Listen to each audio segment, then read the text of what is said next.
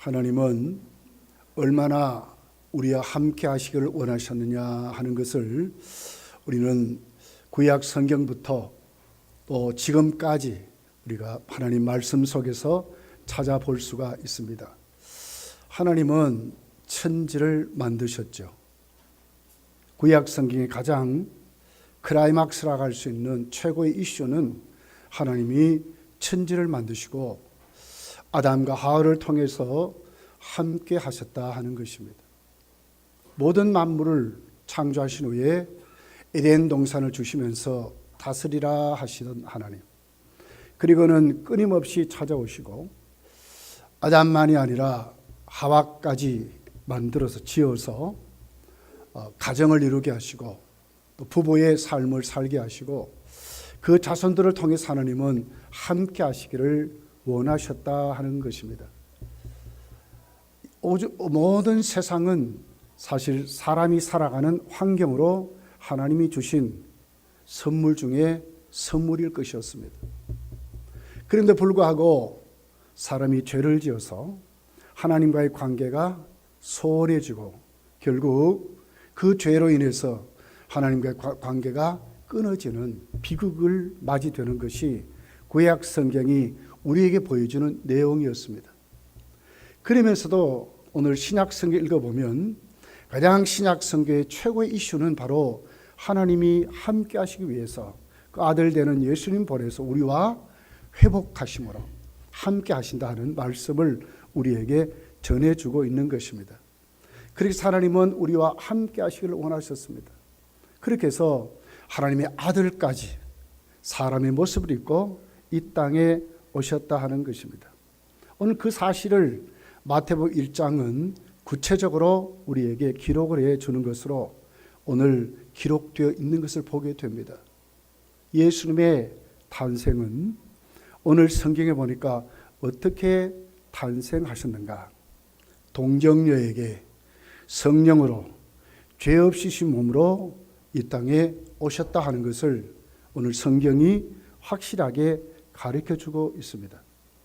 여러분, 오늘 특별히 18절은 이렇게 기록을 합니다. 예수 그대의 나심은 이러하니라. 그의 어머니 마리아가 요셉과 약혼하고 동거하기 전에 성령으로 잉태된 것이 나타났다. 예수님의 나심은 이러하니라. 그러면서 오늘 그의 어머니 마리아가, 그러니까 예수님이 탄생할 때에 예수님의 어머니는 마리아다. 그리고 요셉과 약혼했을 때에 예수님이 오셨다는 거예요. 이건 우리에게 뭘 얘기하죠? 요셉과 결혼하기 전에 약혼했을 때, 그러니까 정혼한 상태죠. 오늘 우리가 일반적으로 생각해 보면 특별히 우리 대한민국에도 약혼이라는 게 있잖아요. 두 집안이 앞으로 결혼할 것을 정하고 그렇게 해서 약혼식도 하고 그렇게 맺어 짝을 맺게 되는 것으로 시작을 합니다. 사실 유대인들의 이 정혼 약혼은 우리가 생각하는 건 조금 달라요. 법적으로 합법적으로 인정하는 겁니다. 그러면서도 정말 결혼까지 철저히 동정녀로 살게 하다가 진짜 결혼함으로 데려오게 하는 이런 것으로 기록을 하고, 그러면서도 유대인들의 약혼은 합법적으로 법적으로 거기에 증명되는 약혼이라는 거예요. 그냥 정하는 게 아니고 정말 법적으로 합법적으로 맺어지는, 그래서 이것은 물릴 수 없는 그런 것으로 말씀하는 거예요. 그렇게 해서 이제 예수님은 오늘 탄생하실 때에 약혼함으로, 그러니까 예수님의 어머니 마리아인데 그 마리아는 요셉과 결혼한 것이 아니라 약혼함으로 정혼한 그 상태로 예수님이 이 땅에 오셨음을 말씀하고 있습니다. 그럼 요셉은 오늘 예수님이 오실 때에 어떤 역할을 했느냐 하는 거죠. 특별히 이제 16절에 보니까 요셉이 그 예수님 오시기 전까지 마리아와 그 결혼하기 전까지, 그리고 예수님이 어떻게 태어났는가를 상세하게 16절은 아주 구체적으로 설명을 하고 있어요. 야곱은 마리아의 남편 요셉을 낳았다. 마리아에게서 그리스도라 칭하는 예수가 나시니라. 자, 야곱은 누구를 낳았습니까? 마리아의 남편 요셉을 낳았답니다. 마태복음 1장을 읽어보면 예수님의 계대 족보가 기록이 됐죠. 근데 전부 남자가 낳았다 이렇게 나왔어요. 여러분, 남자가 자식을 낳을 수 있습니까?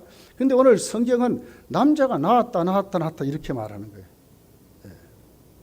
이건 뭘 얘기할까요? 바로 그 가문에 태어났다 이 말 아닙니까? 그러니까 아버지가 그 자녀를 얻었다 이런 말씀을 지금 하고 있는 건데, 조금 이렇게 쭉 이제 2절부터 오늘 이 16절까지 쭉 읽어보면 39대가 기록이 됐어요. 낳았다 하는 말이 39번이나 그렇게 나와요. 근데 조금 그 낳았다는 단어가 조금 다른 것이 이 3절에 보면 이렇게 나옵니다. 유다는 다말에게서 베레스와 세레를 낳았다. 그래서 아버지가 자식을 낳았다 하다가 5명의 여인이 기록이 되어 있죠. 그래서 첫째가 다말이라는 이름의 여인이 나옵니다. 유다는 다말에게서, 자기 며느리지, 그죠? 에게서 베레스와 세레를 낳았다. 에게서 그랬어요. 그 관계 안에서 낳았다. 이게 뭡니까? 결국은 유다도 그 자연법칙으로, 그러니까 그 여인을 통해서 나타나는 것을 구체적으로, 그러니까 이 여인과의 그 관계에서 나왔다. 그 자연법칙에서 나타나는 것을 이렇게 말씀하는 거예요. 또 5절에 가서 보면 살몬은 라합에게서 보아스를 낳았다. 그러니까 살몬은 라합이란 여인과 결혼해서 그 안에서 오늘 보아스를 낳았다. 또 보아스는 룻에게서 오벳을 낳았다 그랬어요. 그리고 6절에 가서 보면 이새는 다윗 왕을 낳았고 다윗은 우리아의 아내에게서 솔로몬을 낳았다. 그러니까 우리아의 아내 밧세바에게서 솔로몬을 낳았다. 이렇게 지금 기록을 하는데 예수님의 탄생은 조금 다르게 나와 있어요. 자, 우리 16절을 한번 가서 다시 한번 볼게요. 자, 16절 한번 읽어보겠습니다. 시작. 야곱은 마리아 남편 요셉을 낳았으니 하고 문장이 끊어지죠. 그죠? 그러니까 뭡니까? 야곱은 마리아의 남편 요셉을 낳았다. 그 가문 속에 자녀를 얻었다. 이렇게 말씀하면서 한 박자 쉬고, 그리고 뭡니까? 마리아에게서 그리스도라 칭하는 예수가 나셨다. 이렇게 나왔거든요. 이건 뭘 얘기할까요? 조금 앞에 문장과 좀 다르죠. 그죠? 여인들이 거기 있지만 여기 뭘 얘기해요? 마리아는 예수를 낳았는데 요셉과 전혀 상관없이 어떤 자연의 법칙이라든지 무슨 혼의 무슨 그런 거라든지 전혀 상관없이 절대로 관계되지 않는 야곱이 요셉을 낳았다는 거예요. 요셉이 예수를 낳은 것이 아니라 마리아가 예수를 낳았다. 이렇게 분명하게 기록을 하고 있습니다. 예수님 이 땅에 오실 때에 예수님은 동정녀의 몸에 오셨다는 것을 이렇게 시작을 하는 거예요. 아버지가 있지만 그 아버지는 호적상, 그 가문상 그렇게 필요한 존재로 아버지가 있지만 예수님은 진짜 남자와 상관없는 완전한 처녀의 몸으로 마리아에게서 예수님이 탄생했다. 이렇게 오늘 성경이 우리에게 가르쳐 주고 있다고 하는 겁니다. 그러면서 오늘 요셉은, 오늘 성경은 뭘 얘기하죠? 자, 만약에 요셉의 가문에 예수님이 오시지 않았다면 마리아는 어떤 사람이 됩니까? 싱글맘이 되겠죠. 평생을 정말 처녀로 혼자서 그렇게 살아갔을 거예요. 네. 그러나 요셉의 가문에 오므로 말미암아 마리아는 누구의 아내가 됩니까? 요셉의 아내로 예수님과 함께 더불어 살아갈 수 있도록, 그렇게 해서 오늘 성경은 요셉은 누구냐? 예수님의 예수님 오실 때에 그 요셉의 가문에 오시는 정확한 성경이 예언한 자로 예수님이 오셨다는 것을 오늘 성경은 구체적으로 우리에게 가르쳐주는 사건으로 그렇게 나와 있습니다. 당시에는 예수님 오실 때에 아무것도 아니었지요. 근데 세계 역사는 어떻게 설명합니까? 예수님이 오신 이 사건을 어느 정도로 평가합니까? 예수님이 오시기 전에 이 예수님이 탄생한 이 사건을 기원전, 기원후 세계 역사가 파리하게 나누어지는 세계 모든 역사가 예수님의 탄생을 중심으로 해서 새롭게 시작되는 것으로 모든 역사가 그렇게 기록이 됐다는 거예요.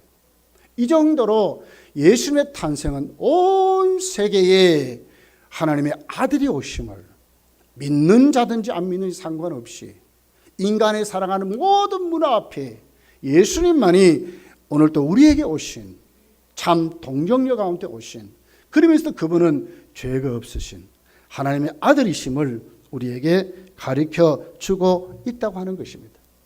그러면서 여러분 오늘 18절은 예수님의 탄생을 더 구체적으로 기록합니다. 그의 어머니 마리아가 요셉과 약혼하고 동거하기 전에 성령으로 잉태된 것이 나타났다 이랬습니다. 동정녀를 어떻게 구체적으로 설명합니까? 동거하기 전에 이랬어요. 이미 마리아가 임신했는데 그 임신은 요셉과 동거하기 전에 정말 요셉과 상관없이 정말 동정녀로 하나님이 그를 택해서 예수님을 오게 하셨다는 것을 오늘 성경이 우리에게 확실히 가르쳐 주고 있다고 하는 것입니다. 그러면서 예수님은 왜 죄가 없으십니까? 인간의 모든 계대에 예수님은 속하지 아니하시는 성령으로 잉태된 것으로, 성령으로 이 땅에 탄생한 것으로 오늘 성경이 우리에게 가르쳐 주고 있다고 하는 것입니다. 모든 아담의 후손은 아담의 그 원죄를 갖고 태어날 수밖에 없죠. 왜요? 아담은 인류의 대표이기 때문에 그렇습니다. 그러나 예수님은 아담의 후손으로 온 것이 아니라 오늘 보니까 예수님은 어떻게 동정녀에게서 성령으로 과학적으로 생물학적으로는 전혀 설명이 되지 않는 말씀입니다. 이게 무슨 답이 되겠습니까? 그런데 불구하고 하나님만이 할 수 있는 사건을 일으켜서 초자연적인 역사로 정말 인간의 모든 세속의 역사가 아니라 하나님의 역사로 성령으로 잉태되었다고 우리에게 말씀하는 것입니다. 왜 예수님만이 우리의 구주이십니까? 예수님만이 왜 하나님 앞에 화목 제물이십니까? 왜 예수님만이 우리의 구원주가 되십니까? 이것은 바로 예수님은 죄 없으신 몸으로 오늘도 성령으로 이 땅에 오셔서 우리의 대속주가 되었다는 것을 오늘 18절은 구체적으로 설명을 하고 있다고 하는 것입니다. 그러면서 여러분 19절을 보게 되면 오늘 이 사건을 오늘 이 요셉이 드러내지 않고 가만히 끊고자 했다 이렇게 기록을 합니다. 가만히 보니까 요셉이 알지 못하는데 자기 약혼한 마리아의 몸이 점점 불러오는 거예요. 큰일 났지 않습니까? 근데 그 앞에 뭐라고 나왔어요? 요셉은 의로운 사람이라고 나왔어요. 의롭다는 말은 원문을 보게 되면 정직하다, 곧다, 공정하다 이런 뜻입니다. 어떻게 하든지 말씀대로 살려고 하고 어떻게 하든지 좌우로 쳐다보지 않고 의로운 사람으로 정말 죄 안 지려고 말씀을 율법을 철두철미하게 딱 자기의 그 신조같이 딱 세워서 그렇게 살아갔다는 거예요. 근데 가만히 보니까 자기 아내 될 사람이 점점 몸이 불러오는 거예요. 분명히 임신한 것이 보이는 것입니다. 여러분 같으면 이때 어떻게 하렵니까? 들추어내서 가문에다 알리고 저 부정한 여인 그렇게 해서 구약 성경이 말하는 대로 돌로 쳐 죽여야 마땅하죠. 그런데도 왜 오늘 요셉이 오늘 또 의로운 사람으로 들추어내지 아니하고 가만히 끊고자 했느냐 하는 것입니다. 무엇이 거기에 작용해서 요셉은 분명히 의로운 사람이고 공정한 사람입니다. 이거 들추어서 알릴 수밖에 없어요. 왜? 자기가 살려면. 그런데도 불구하고 오늘 들추어내자고 가만히 끊고자 했다 하는 것을 오늘 요셉이 예수님 탄생하실 때의 모습으로 요셉의 인격을 이렇게 말씀을 하는 것을 보게 됩니다. 얼마나 고민하고 얼마나 힘들었을까. 그런데 예수님께서 이 땅에 오실 때에 그 동정녀의 몸에서 죄 없으신 성령으로 잉태된 그 주님의 탄생은 오늘 본문이 우리에게 뭘 얘기할까요? 그분은 바로 우리를 구원하시는, 잘 챙겨서 정말 부족함이 없도록 아주 세밀히 오늘 또 하나님 앞에 우리가 구원받는 하나님 백성으로 살게 하시기 위해서 오셨다는 것입니다. 자, 보십시오. 오늘 20절 말씀입니다. 이 일을 생각할 때에 주의 사자가 현명하여 이르되 다윗의 선 요셉아 네 아내 마리아 데려오기를 무서워하지 말라. 그에게 잉태된 자는 성령으로 된 것이라. 자, 요셉이 보십시오. 공정하고 고든 사람입니다. 그러면서 그 인격은 하나님 앞에 그 인격이 아름답게 조성이 된 것, 그런 사람으로, 그래서 가만히 끊고자 해서 들추어내지 않고 알리지 않고 가만히 끊고자 한 것으로 나와 있는 이에게 맨 첫 번째 하나님이 어떻게 하셨을까요? 그 구원을 어떻게 시작을 합니까? 오늘 그 갈등하는 이 일을 생각할 때 무슨 얘기죠? 갈등하고 엄청난 고민이 있었을 겁니다. 가문도 생각해 보았을 것이고 자신도 생각해 보았을 것이고 자기 모든 앞으로의 미래도 생각해 보았을 거예요. 그런 요셉에게 어떻게 했습니까? 오늘 20절은 주의 사자가 현명했다. 그 꿈 속에, 그 고민 속에 찾아오신 것으로 첫 번째 구원을 시작하는 것을 보게 됩니다.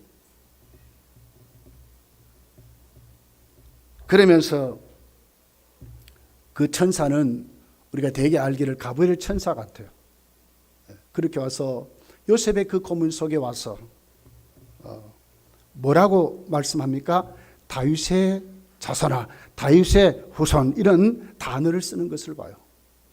요셉아, 너가 너에게 아내 될 그 마리아, 또 그 마리아의 몸에 잉태될 그 아이는 그냥 아이가 아니라 너는 누구지? 다윗의 후손 아니냐? 이 말씀 무슨 말씀이에요? 구약 성경이 말하는 메시아는 다윗의 후손으로 오신다는 그 약속을 다시 일깨워서 요셉으로 하여금 너는 그냥 사람이 아니라 하나님이 너를 통해서 다윗의 그 가문에 보내실 메시아가 너의 가문 속에 탄생하시는 사건을 지금 요셉에게 지금 알려주신 것으로 말씀하고 있다는 거예요. 얼마나 확실한 대답이었고 확실한 말씀입니까? 그렇게 해서 오늘 네 안에 데려오기를 무서워하지 마라.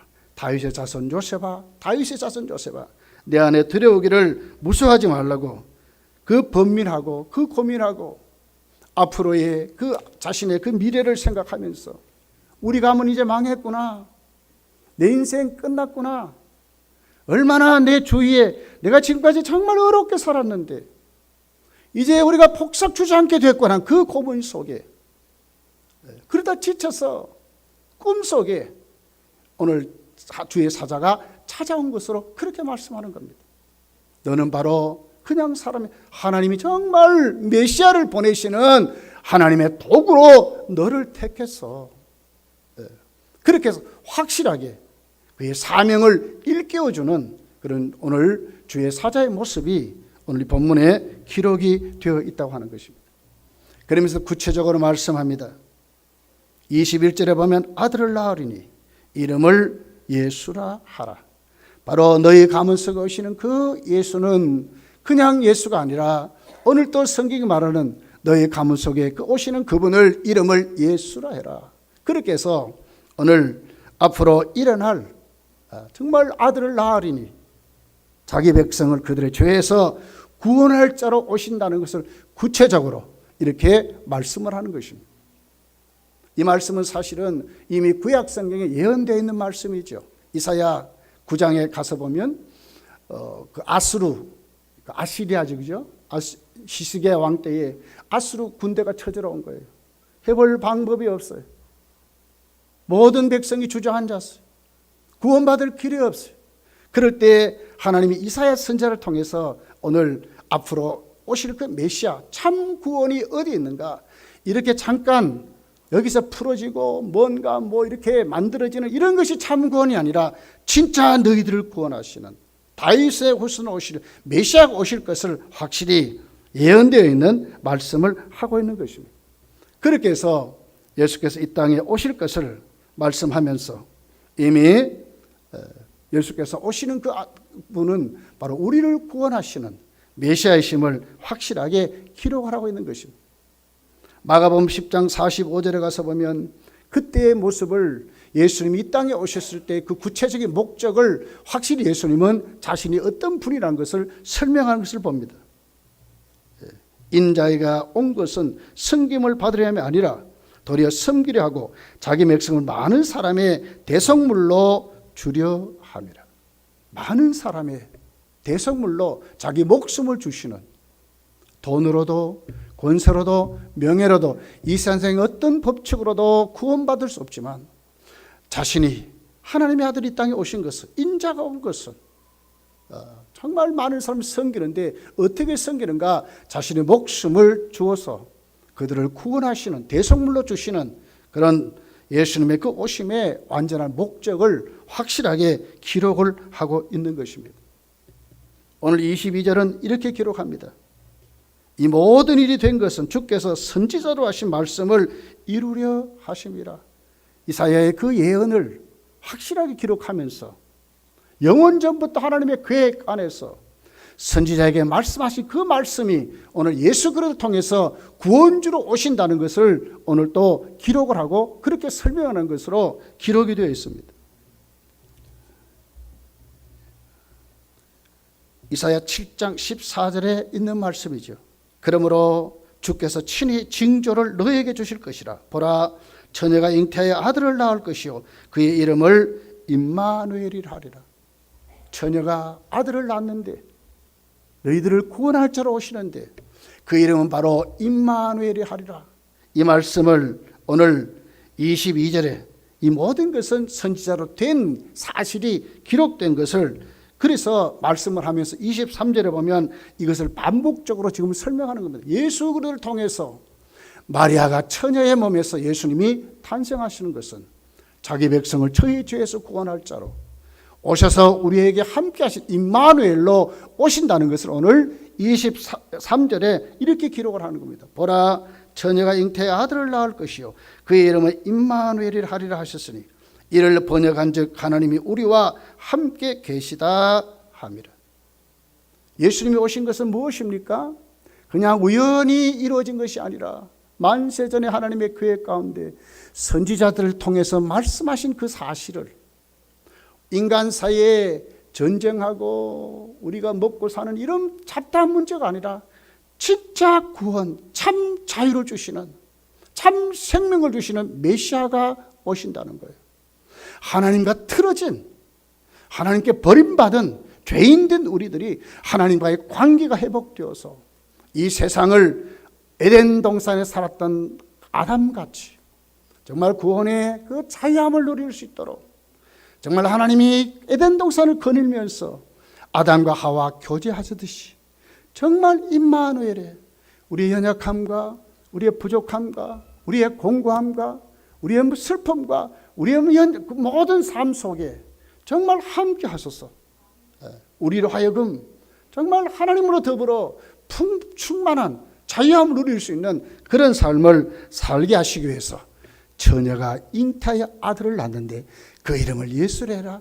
그분이 오시면 그분은 바로 우리와 함께하는 임마누엘이 되리라고 오늘 성경이 우리에게 말씀을 하고 있다는 겁니다.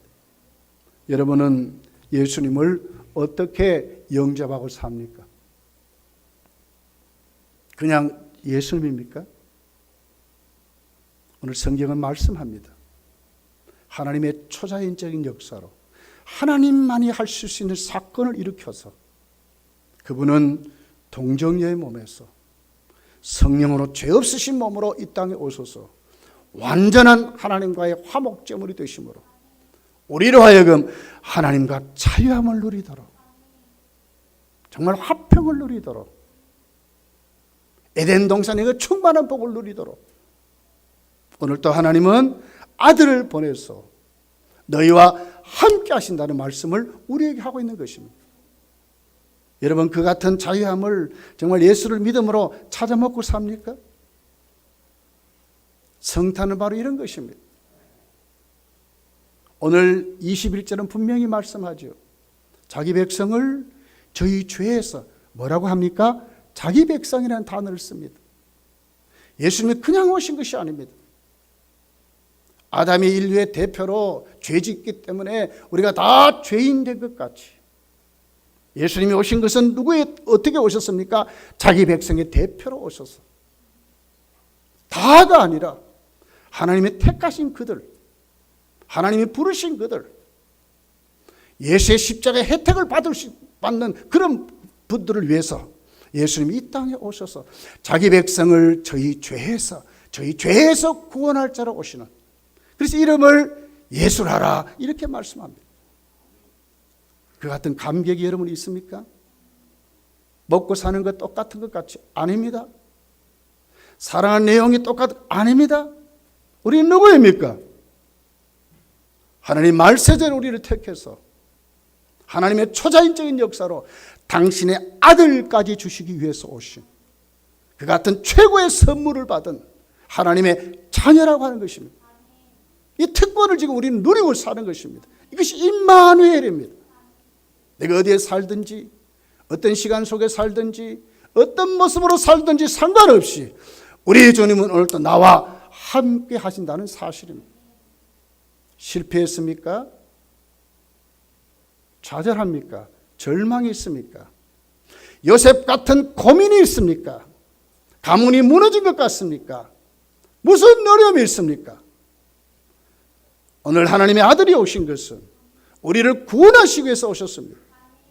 우리를 다시 세워서 하나님과 관계를 회복시켜서 엄청난 하나님의 창조의 권능을 체험하면서 다스리며 살아가도록 우리를 오늘 또 구원해 주셨다는 것입니다. 왜 오셨습니까? 임마누엘 하시기 위해 오셨습니다. 이 사실을 여러분 믿으시고 여러분의 삶이 더욱더 주님 앞에 구체적으로 회복되어 가시기를 예수님 축복합니다. 24절은 이렇게 설명합니다. 요셉이 잠에서 깨어 일어나 주의 사자의 분무대로 행하여 그의 아내를 데려왔다 그랬습니다. 이건 우리에게 뭘 얘기하지요? 정말 구원받았고 하나님 말씀에 오늘 또 회복된 구원받은 자는 어떤 모습으로 변화됐는가를 가르칩니다. 확실한 결단이 있습니다. 갈등에서 벗어납니다. 고민에서 벗어납니다. 좌절에서 벗어났습니다. 절망에서 벗어났습니다. 어떻게 벗어났습니까? 이제는 주의 말씀을 확실히 믿는 자가 된 것입니다. 이것이 성탄입니다. 내가 정말 하나님의 자녀가 되었다면 이제 우리가 어떻게 결단하고 살아가야 되겠습니까? 내 육신의 이 타락한 본성에 얽매여 가지고 시기하고 질투하고 싸우고 교만에 극에 달해 가지고 나 중심으로 사는 이 삶이 아니라 또 내가 쫄짝망갈 것 같은 그 같은 삶이 나에게 붙을지라도 거기에 붙들리는 삶이 아니라 이제는 정말 예수님이 나와 함께 한다는 확실한 믿음 안에 세워져서 할 수 있거든요. 무슨 말이냐? 믿는 자에게 능치 못함이 없다는 것을 확실히 믿고 이제부터 새로운 결단으로 그리고 어떻게 됩니까? 하나님의 말씀을 올바르게 순종하는 믿음의 삶으로 살아가는 것입니다. 이것이 성도인 것입니다. 성탄을 맞이한 하나님의 사람들의 모습입니다. 요셉은 얼마나 갈등이 심했겠어요. 마리아를 데려옵니다. 아직도 어떻게 됐습니까? 결혼도 아직 안 했잖아요. 아주 데려오기 전이잖아요. 그럴 때 얼마나 고민했겠어요. 동네 사람들이 얼마나, 그런데도 뭐예요? 뭘 믿습니까? 환경을 믿습니까? 수군됨을 믿습니까? 자기 주위에 있었던 수많은 여론을 믿습니까? 아닌 겁니다. 뭘 믿었습니까? 하나님의 말씀을 믿는 것입니다. 주의 사자가 다윗의 자손 요셉아, 네 아내 마리아 데려오기를 두려워하지 말라고는 이 말씀을 믿는 것입니다. 지금도 우리는 그런 사람입니다. 지금 우리는 형편없지만 오늘부터도 또 새롭게 하나님의 말씀을 붙잡고 온전한 순종의 자리로 자꾸 나가는 사람들이 성도인 것입니다. 이것이 믿음의 사람들의 모습입니다. 어떻게 했습니까? 아내를 데려옵니다. 배가 불러왔습니다. 그렇지만 무서워하지 않고 데려오는 것입니다. 왜요? 하나님이 자기와 함께 하심을 믿기 때문에 그런 것입니다. 그런 사람을 우리가 세워줘야 가는 것입니다. 25절을 보십시오. 아들을 낳기까지 동침하지 않았다고 그랬습니다. 만약에 예수님을 낳기 전에 데려왔으니까 이제 결혼됐잖아요. 그죠? 그렇게 되면 정말로 자연 그런 부부 생활을 한번 했다고 생각해 보십시오. 그럼 예수님이 탄생하면 누구의 아들이나 이런 게 생길 것이 아닙니까? 이건 뭘 얘기해요? 온전한 순종을 말하는 것입니다. 예수님이 탄생할 때까지 자기들이 결혼했지만 온전히 순종했다는 거예요. 예수님이 동정녀로 몸에 오셔서 여자의 후손으로 오심으로 태어날 때까지 온전하게 순종했다는 거예요. 여러분, 순종은 이런 것입니다. 순종하지 못하도록 많은 조건이 생깁니다. 마귀는 얼마나 그런 것을 많이 갖다 주는 줄 몰라요. 그러나 순종은 뭡니까? 하나님 말씀을 믿고 성령의 은혜 가운데 임마누엘 하시는 하나님 앞에 오늘 또 우리는 순종하는 자로 살아가는 것입니다. 에베소 1장을 성도를 뭐라고 그랬어요? 신실한 자들을 그랬어요. 이 말씀은 뭔 말입니까? 변치 않는 사람이라 그런 말입니다. 믿을 수 있는 사람이라 그런 말입니다. 말씀이 주어졌지만 그 말씀을 붙잡고 살아가는 사람이 있는가 하면 하는 척하는 사람도 있는 것입니다. 근데 요셉은 어떻게 했습니까? 끝까지 동침하지 않았다고 말씀합니다. 끝까지 예수님 탄생한 다음에 그 후에도 그랬습니다. 아니죠. 그때는 정말 부부 생활을 했습니다. 예수님의 동생들이 적어도 4명은 있었는데 남자 4명은 있었어요.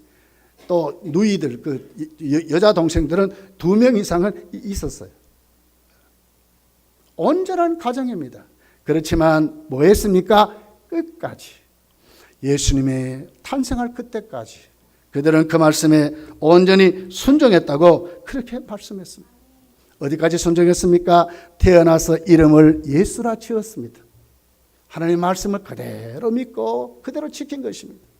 이것이 성도의 모습이라요.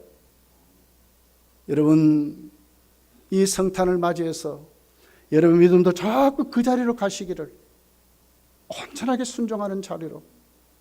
그리고 뭘 붙잡아야 돼요? 확실한 결단 안에 하나님 말씀을 확실히 붙잡고 나는 우리 주님이 함께하는 임마누엘의 사람이라는 것을 확실히 믿고, 그리고는 나를 구원하시는 그 주님, 내 번민 속에, 내 생각 속에, 내 모든 환경 속에, 내 어려움 속에, 내가 오늘 가는 모든 앞의 비전 속에 오늘도 주님 찾아오셔서 나를 구원하신다고 하는, 영적인 구원만이 아니라 우리 모든 삶도 챙겨주시는 그 같은 구원의 능력을 믿고 우리가 하나님 앞에 힘있게 세워져야 될 줄 믿습니다. 임마누엘이라 하리라. 그렇습니다. 예수님이 땅에 오신 것은 하늘 보좌를 비워두시고 우리와 함께 하시기를 위해서 오셨습니다. 우리를 구원하셨습니다. 우리를 회복시켜 주셨습니다. 자녀로 세워주셨습니다. 그리고는 이 땅에 하나님 나라를 위해서 살게 하셨습니다. 그리고는 천국까지 우리와 함께 하실 것입니다. 사도행전 7장을 보세요. 스데반이 돌에 맞아 죽어갑니다. 거기에는 사도들도 아무도 어떻게 해볼 방법이 없는데 스데반의 눈을 활짝 열게 하셨습니다. 뭘 보게 하셨습니까? 하늘 보좌를 보게 했습니다. 그리고는 뭘 했습니까? 예수님이 자신을 영접하는 모습을 보여주었습니다. 이 정도 되면 여러분 순교할 수 있지 않습니까? 언제까지 함께 했습니까? 죽는 자리까지 함께 한 것입니다. 어디까지 함께 할까요? 천국 가서도 함께 하는 것입니다. 요한계시록 읽어보십시오. 그 생명수 강가에 성도들이 흰 옷 입고 뭘 합니까? 하나님을 찬양하고 세세 무궁토록 하나님께 영광 돌리는 모습으로 살아가지 않습니까? 거기에는 어둠이 없습니다. 죄는 흔적도 없습니다. 성도들만이 흰 옷 입고 하나님의 세우시는 그 자리까지 누가요? 주님이 함께 한다고 말씀했습니다. 여러분과 저는 죄를 짓고 삽니다. 그럴 때 어떻게 합니까? 사탄은 하나님 앞에 우리를 날마다 정죄할 것입니다. 그런데 로마서 8장을 보세요. 누가 우리를 변노하고 사십니까? 주님이 하나님 보좌 우편에서 우리를 변노하신다고 말씀했습니다. 누구의 힘입니까, 여러분? 우리가 어렵게 섬기는 공로입니까? 아니요. 주님이 오늘 또 우리를 변호하시기 때문에 내가 저를 위해서 죽었다고 하시는 예수님의 엄청난 칭의의 복이 우리에게 이루어지기 때문에, 임마누엘의 복이 있기 때문에 우리가 이렇게 살아가는 것입니다. 성도여, 좌절하지 마세요. 절망하지 마세요. 고민하지 마세요. 이제 주께로 내려놓고 사세요. 확실히 믿고 결단하고 사세요. 그리고는 어떻게 합니까? 온전한 순종의 자리로 자꾸 나가시기 바랍니다. 임마누엘의 복이 저와 여러분의 있기를 예수님 축복합니다. 기도하겠습니다.